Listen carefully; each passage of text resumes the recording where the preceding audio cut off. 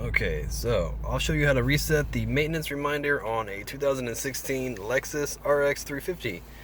What you're going to use the directional pad right here on your steering wheel, and you're going to need to press it over. Okay, so you're going to run through the menus until you get to the gear menu. Okay, and go back there. Then you're going to go down, and you're looking for vehicle settings, and you're going to hit enter. Then you're going to go down, okay? And go all the way to oil maintenance. Hit enter, and then go up.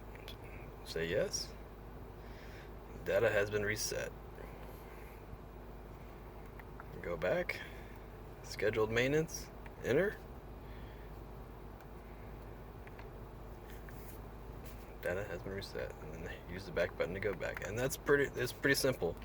Thanks for watching the video. Goodbye.